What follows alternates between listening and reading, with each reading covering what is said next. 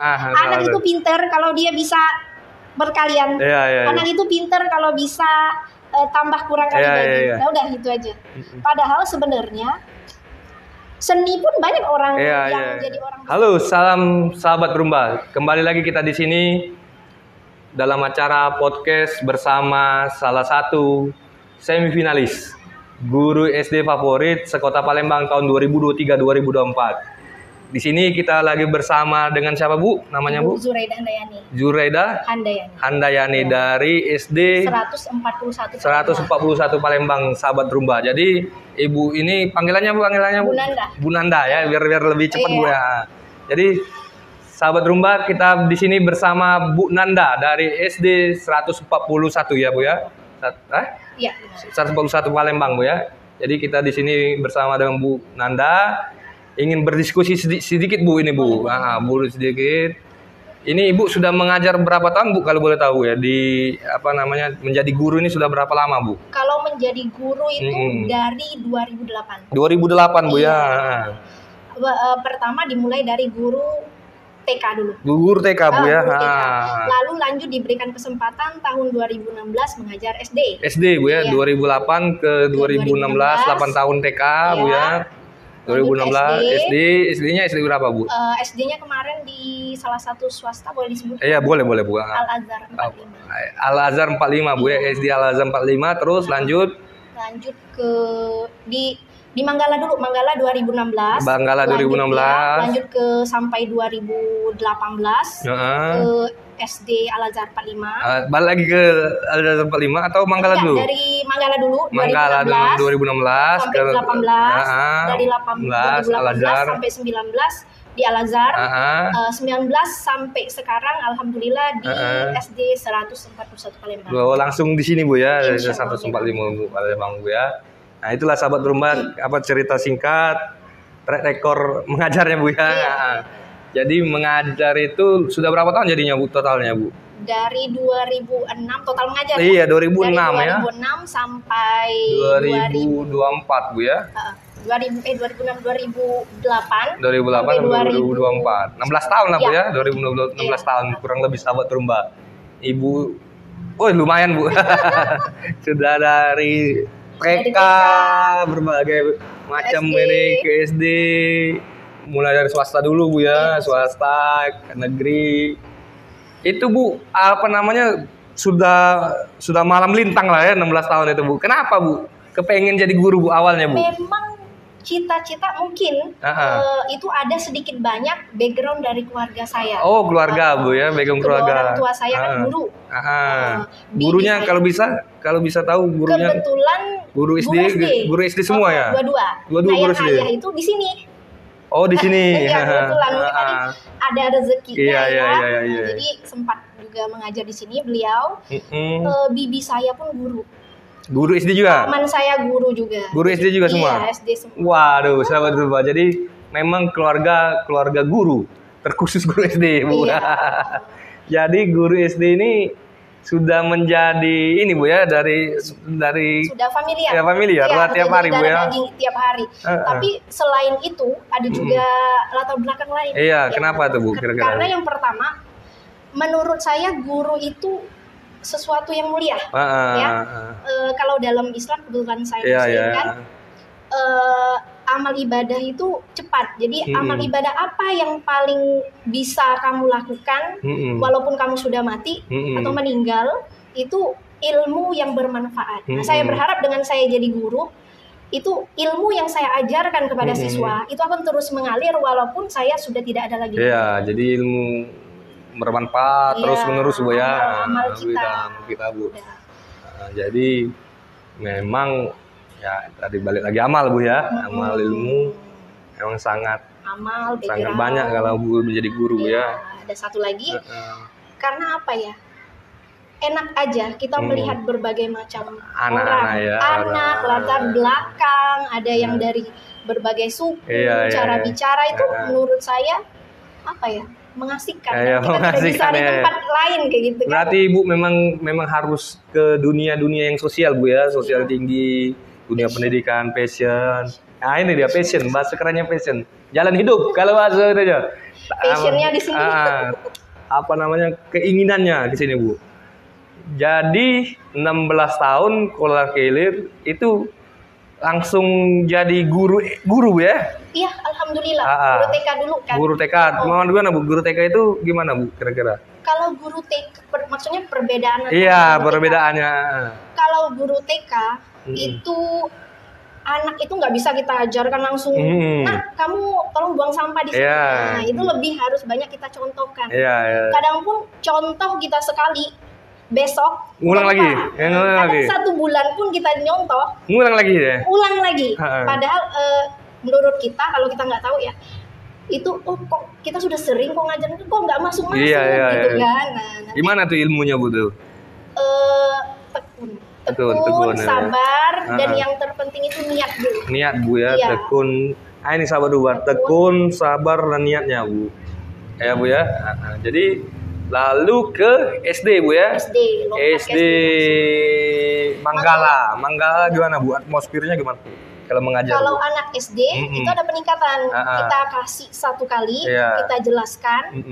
Diselingi dengan contoh, dia udah bisa. Nah, itu bedanya. Dan fokus untuk anak-anak SD itu lebih mantap atau bisa bertahan lama dibandingkan dengan anak-anak TK. Kalau anak-anak TK kan kadang nggak bisa fokus, kita ajarin, nggak bisa. Langsung bermain dia. Dia lebih ke motorik. Jadi untuk pelajaran, untuk apa itu nomor sekian lah. Yang penting motoriknya dulu, sosialisasi, pemahaman dia tentang sejarah. Nggak bisa kita duduk suruh mantep kan. Anak itu kan kadang gini. Ada yang bilang itu sesuai dengan usianya, maka dia bisa duduk dengan mantap. Misalnya 1 tahun ya 1 menit. Gitu. Itu katanya ya. Katanya, ya. Tapi lazimnya memang gitu, Pak ya? Iya, 2 tahun ya, 2 menit. Jadi jangan kamu mengharapkan anak itu bisa duduk diam usia 2 tahun selama 5 menit, nggak bisa. Ya kepengen mengekspresikan dirinya juga dengan caranya masing-masing ya. Lari-lari. Ya kita yang lari, kita yang kadang kejar-kejaran kan. Tapi di situ bahagianya. Iya.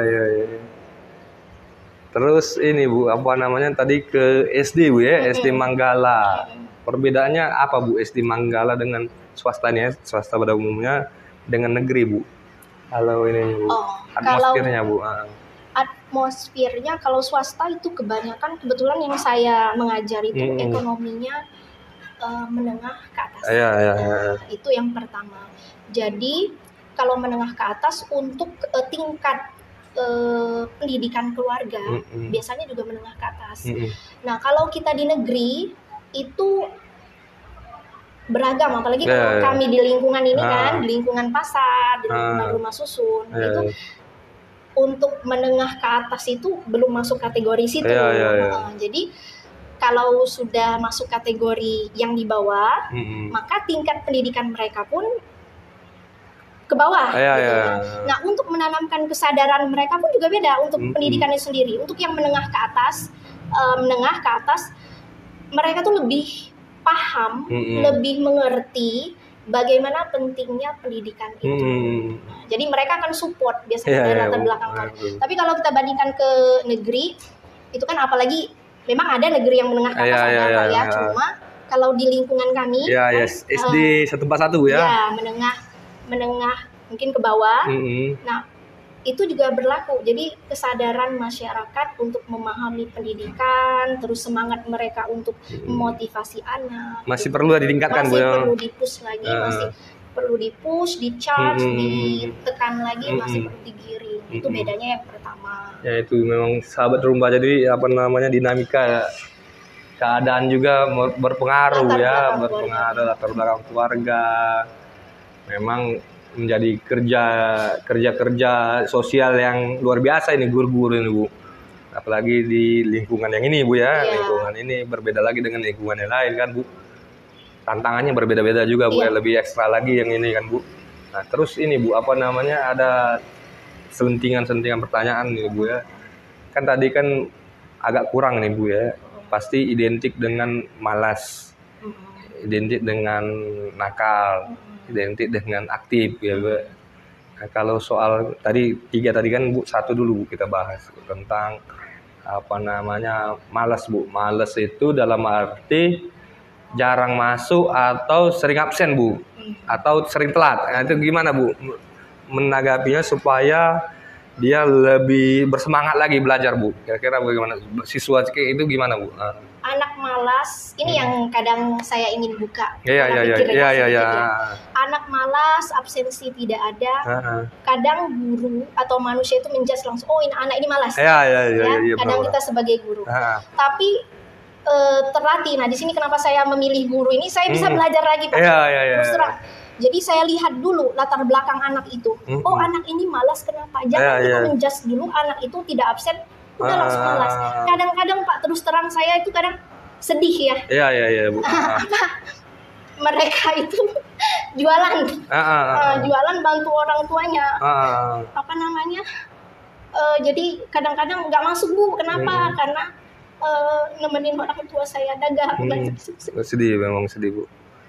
Kadang kita itu manusia itu menjudge aja itu kan. Kau ini malas. Oh malas gak masuk. Kau ini dindik negatif lah Bu ya. Padahal memang keterbatasan ekonomi Bu ya, bantu orang tua jualan. Makanya kalau kita istilahnya itu menjudge orang, cepat dia Bu ya. Harus melihat dua sisi. Alasan kenapa orang melakukan itu. Nah itu yang kadang orang lupa untuk Iya benar. Kenapa sih orang melakukan itu? Alasannya kenapa? Latar belakangnya apa? Nah itu orang suka mengabaikan. Ya kan padahal harusnya kalau kita cari, oh ini. Oh iya, jadi seperti memang itu. Apa namanya, latar belakangnya dulu ya. Iya, alasan latar belakang. Kadang kita sedih juga Bu. Tapi kan kita kan nggak bisa tahu bahwa kita lahir itu dari keluarga yang mana kan. Kita kan tidak mau juga kalau ini kan Bu. Tapi Tuhan menciptakan manusia kan, dan cobaannya masing-masing kan Bu. Nah kebetulan anak-anak ini lahir di kebutuhan yang kurang mampu tuh Bu ya. Jadi lebih bekerja keras ya Bu ya. Harus. Terus anak-anak ini lebih harus memikirkan, dia membantu juga ya, membantu juga tadi pendidikan. Iya. Mereka harus mikirin double. Kerja ini. Sambil sekolah sambil kerja Bu ya, rata-rata Bu ya. Bahkan ada lagi satu lagi kemarin itu siswa teman saya. Dia ABK. Di sini Bu ya? Di sini. ABK. Jadi tinggalnya itu sama nenek. Oh, orang tuanya ABK. Itu ditinggal sama keluarga. Orang tuanya, ayah ibunya itu nggak ada lagi. Oh, udah meninggal ke ya? Entah meninggalkan dia waktu kecil atau pokoknya nggak ada. Jadi dia itu tinggal hanya dengan neneknya saja. Sudah ABK, neneknya tadi udah tua kan. Untuk penghasilan kita pikir aja berapa. Iya, apalagi orang tua ya. Nah dia itu suka jual ini kantong kresek di pasar KM 5. Nah itu gimana lah gitu. Iya. Gimana mereka bisa bagi belajar, mau masuk, sedangkan badan itu letih. Tapi dia masih semangat Bu ya untuk sekolah Bu ya? Alhamdulillah semangat, dan sekarang sudah lulus anaknya. Lulus SD Bu ya? Iya, sempat tertahan di sini beberapa tahun kan karena tidak naik kelas. Dan kalau nggak salah 2 tahun yang lalu udah lulus. 2 tahun apa tahun kemarin? Karena itu kebetulan saya memegang kelas 6 kan, bukan di saya, di teman yang lain, dan alhamdulillah sudah lulus. Alhamdulillah, puji Tuhan Bu ya. Terus dia ada ini nggak Bu, apa namanya, informasi nggak Bu bahwa dia lanjut SMP atau enggak itu Bu? Kalau untuk lanjut SMP itu 50-50 ya, saya agak kurang yakin juga. Karena pertama Pak, sekolah ini butuh biaya dan pengetahuan. Sedangkan si nenek tadi kan nggak ada pengetahuan ya, nggak ada ini, pokoknya yang penting. Tapi dia kepengen ya belajar Bu ya? Iya, istilahnya itu nenek itu kan yang penting bisa hidup lah per hari kan. Neneknya udah tua juga. Nah anak tadi nggak tahu yang udah lulus apakah melanjutkan, seharusnya kan di sekolah SMP atau kayak sekolah khusus luar biasa, maksudnya untuk anak-anak khusus luar biasa ya. Nah dia itu nggak tahu kemana gitu. Jadi fokusnya ke situ. Ya itu sahabat Rumba. Jadi apa namanya ya, kita di Indonesia ini kan negara berkembang Bu. Jadi hal-hal yang begitu seharusnya pemerintah lah ya, pemerintah atau orang-orang yang berkelebihan bisa mampu lah menolong ya. Itu contoh kecil itu Bu, banyak lagi, banyak dinamikanya Bu. Maksudnya itu ada juga, itu bukan satu alasan, itu salah satu sisi. Tapi ada juga yang memang benar-benar anak itu males, males, nggak mau. Nah itu biasanya boleh saya berbagi. Saya sangat setuju dengan kurikulum sekarang ini, Pak. Kurikulum Merdeka. Kurikulum K13 juga agak mengarah atau sama ke kurikulum Merdeka ya, di mana mereka tidak memfokuskan bahwa anak tuh pengetahuan. Nah, kadang-kadang anak ini males, itu ada beberapa kemungkinan. Dia nggak suka belajarnya, atau dia memang bukan bakatnya sih di situ. Kadang-kadang ada anak-anak yang memang bakat senang matematika, masuk terus tiap pelajaran itu, dia happy dengan matematika. Tapi kan ada lagi anak yang nggak suka matematika, ditambah dengan pelajarannya boring, tidak menarik bagi dia, dia juga bukan bakatnya di situ, otaknya mudeng, nggak mudeng, orang mudeng gitu kan. Jadi udah males, akhirnya banyakan bolos. Nah itu salah satu faktor juga yang bisa menentukan kenapa anak itu malas. Jadi gimana Bu, sebagai guru kan tidak mungkin juga dia di zona itu kan Bu. Bagaimana Bu memotivasi atau meyakinkan untuk belajar lagi gitu, terus melanjutkan sekolah supaya tidak malas lagi gitu ya. Supaya pinter, supaya rajin gitu Bu. Gimana Bu? Kalau saya yang pertama, saya jelas lihat dulu latar belakang mereka. Terus saya berusaha membuat kelas itu menarik sebisa saya, itu menurut pendapat saya ya. Latar belakang mereka saya lihat, terus saya berusaha mungkin untuk membuat kelas itu menarik. Misalnya gini, kita nggak melulu belajar textbook. Misalnya saya belajar matematika, saya juga belajar tentang sosial. Nah contohnya di tema 5, kita berwirausaha. Nah itu kebetulan di sekolah ini kan ada kayak sistem bazar. Bazar mereka jualan, mereka kumpulkan modal sendiri, terus mereka praktek sendiri. Gitu Bu, ada di sini Bu. Ada. Itu kelas berapa itu Bu? Itu kalau kelas 6 sama 5 itu untuk beberapa materinya. Jadi kemarin itu sempat kita di lapangan dengan seadanya, mereka kumpulin dulu, satu kelompok bisa 50.000 Bu. Nah, nanti mereka buat apa itu makanan, buat cemilan, mereka jual lagi. Nah keuntungannya berapa? Nah dari situ kan kita tidak bisa belajar matematika, bisa belajar sosial, kerja sama. Nah itu di situ. Jadi tidak melulu di kelas. Jadi anak yang maaf tadi pedagang asongan itu lebih mahir lah daripada yang lain kan, berarti kan itu kelebihannya Bu ya. Karena mereka udah biasa. Apalagi kalau hitung duit. Nah yang saya herannya itu mereka belajar matematika itu kurang, tapi kalau misalnya tentang duit cepat ya, karena ini Bu mungkin nih Bu ya, karena sudah terbiasa langsung terjun dan praktek, dan menurut mereka itu senang dapat duit kan. Jadi sesuatu yang menyenangkan bisa jadi motivasi. Karena kalau udah dapat duit bisa bertahan hidup dia Bu. Seperti itu. Jadi tidak harus melulu di kelas. Bu. Kemarin itu sempat saya baru beberapa bulan baru 1 bulanan atau beberapa minggu. Saya itu bentuk kecil-kecilan sih. Maksudnya itu warung kejujuran. Jadi saya taruh barang sejenis pena yang mereka butuhkan, pena atau pensil di belakang aja di pojok. Jadi nggak ada yang jaga. Jadi barang siapa mau ambil, listnya sudah tertera harganya. Jadi harga pena sekian, ini sekian. Jadi nggak ada yang jaga. Jadi mereka butuh, mereka ambil. Dan alhamdulillah beberapa bulan ini jalan. Jadi, berarti anak saya jujur. Tapi satu sisi mereka kan bisa ambil kembalian sendiri.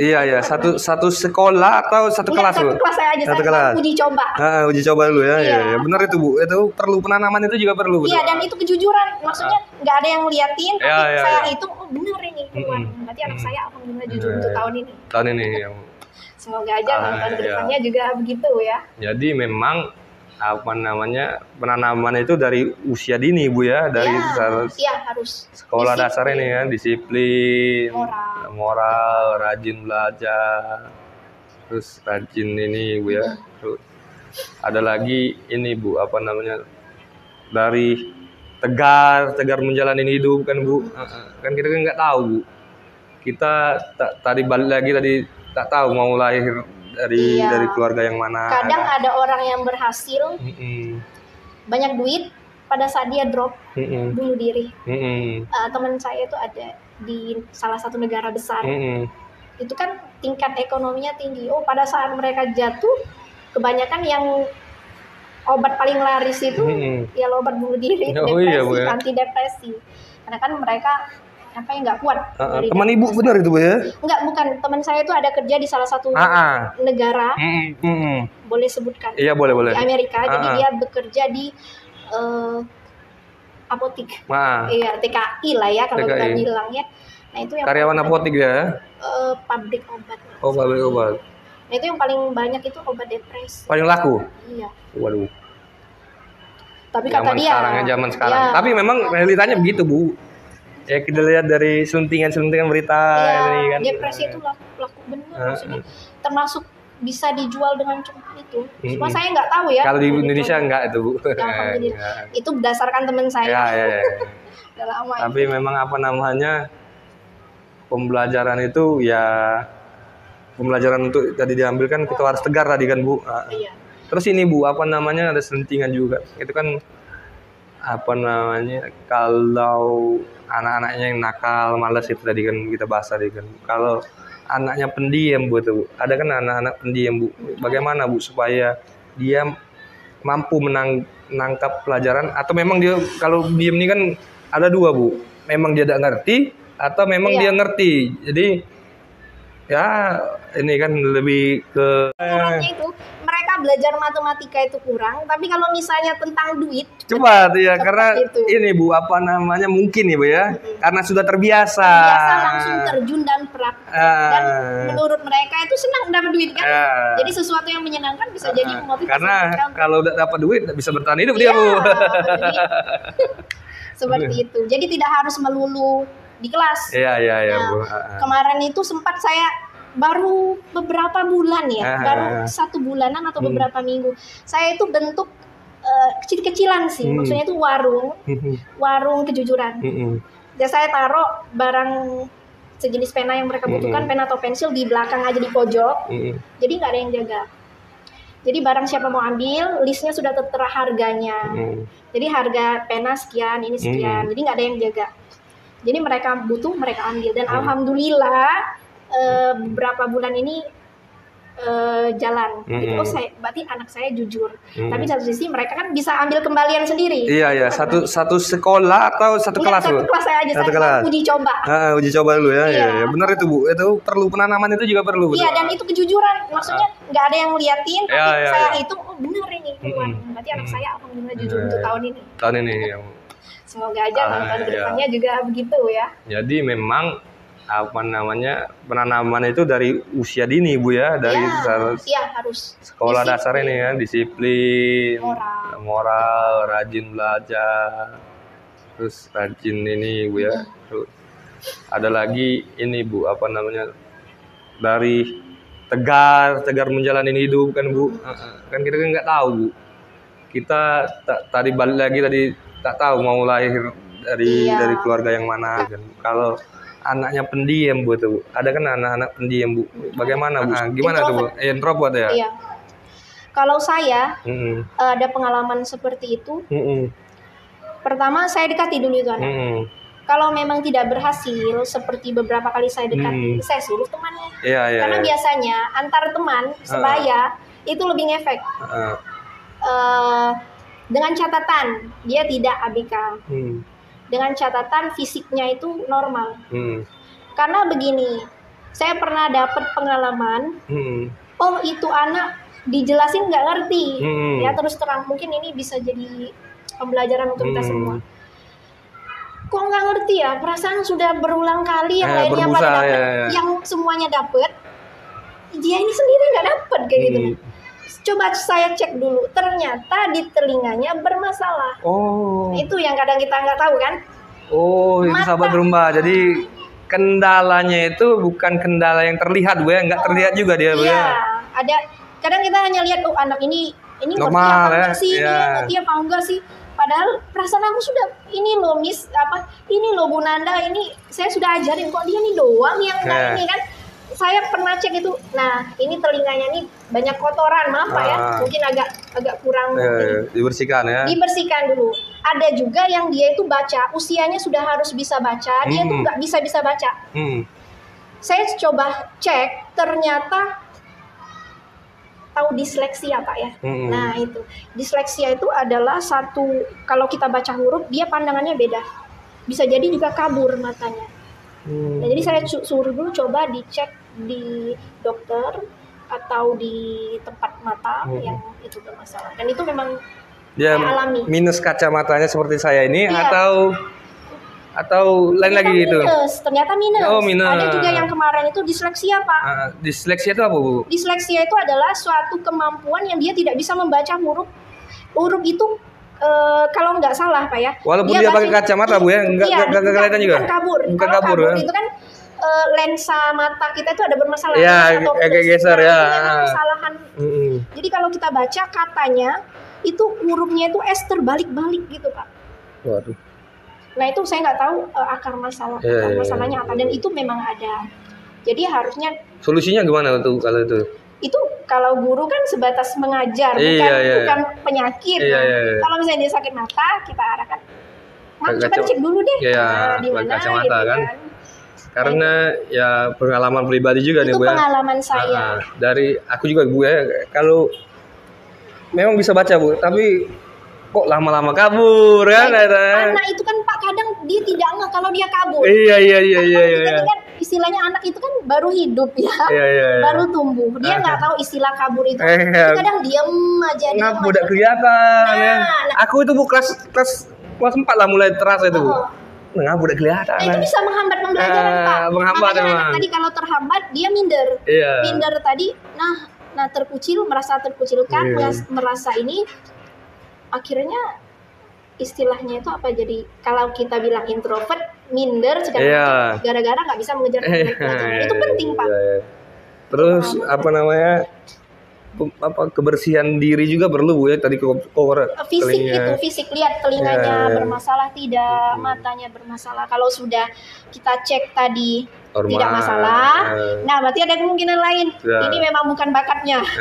Ya kan ada anak itu yang memang bakatnya menggambar, dia tidak bisa seni. Ada juga bakatnya olahraga. Kita ini yang susahnya ini loh Pak. Anak itu dibilang pintar kalau bisa memahami pelajaran. Nah itu salah tuh. Anak itu pintar kalau dia bisa berkalian. Anak itu pintar kalau bisa tambah kurang kali bagi. Nah udah itu aja. Padahal sebenarnya seni pun banyak orang yang jadi orang besar, kayak Ivan Gunawan, itu kan orang besar itu. Seni peran kayak Raffi Ahmad, artinya kan kita tahu, bejibun kan. Baru tamat SMA doang itu. Istilahnya tuh kita tuh hanya memandang sebelah mata. SMA-nya aja SMA Suri kan itu Bu. Padahal kita hanya fokus. Pokoknya kalau pinter matematika, pinter baca, pinter tulis itu udahlah pinter itu kategorinya. Tapi kurikulum sekarang Bu sudah adaptif sekarang Bu. Kurikulum sekarang itu alhamdulillah memfokuskan bukan hanya pada kepintaran pengetahuan. Ada juga bakat, kan ada KI 1. Kalau kita kan ada kurikulum merdeka. Kebetulan saya belum mengampu kurikulum merdeka karena kami di kelas 6 kan. Mungkin kedepannya akan. Tapi untuk sekarang masih di kelas 1 sama kelas 4 kalau nggak salah. Terus ini Bu, apa namanya? Tadi kan terpikir juga Tapi K13 itu loh bagus juga, ada KI 1 tentang agamanya, tentang apa. KI 2 itu sudah mencakup semua, nggak menjurus ke kurikulum. Itu bagus, tidak memfokuskan pada hanya KI 3 saja atau pengetahuan.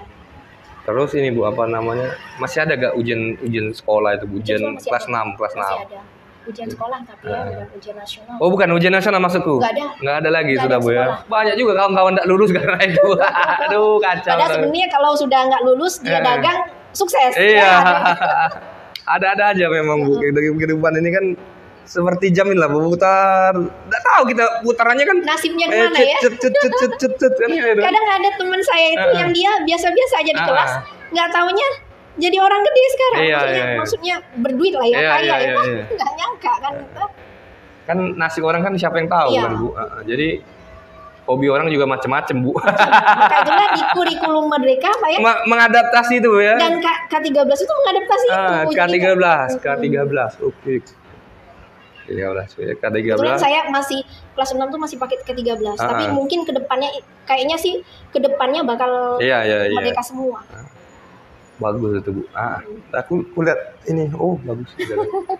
Tapi ngapu dari zaman aku dulu, kadang-kadang 2000-an ini kan. Tapi untuk penerapannya kadang-kadang kalau untuk kita awam tuh rasanya gimana ya? Karena kurikulum baru ya. Iya. Mungkin apa ya? Untuk sosialisasinya belum terlalu ini. Jadi suatu momen yang terindah lah, momen yang tak terlupakan lah. Momennya itu setiap hari ada saja. Istilahnya saya bisa belajar dari mereka itu ya. Saya yang awalnya tidak tahu tadi. Jadi untuk saya mengambil satu kesimpulan tentang orang itu karena saya ditempa di sini. Oh, anak ini nih males nih gara-gara ini. Bukan males gara-gara dia pemalas, gara-gara kebetulan ini. Ibu juga pernah ngajar di sekolah yang bagus. Iya. Nah, ketemu dengan yang ini cocok. Jadi ada yang ini, ada yang ini kan. Nyamuk istilahnya tuh banyak ininya yang diserap ya. Nah, itulah Pak. Jadi melihat saya dari pengalaman mengajar saya itu, itulah jadi saya itu menilai orang ini mudah-mudahan tetap intens, tidak dari satu sisi. Iya.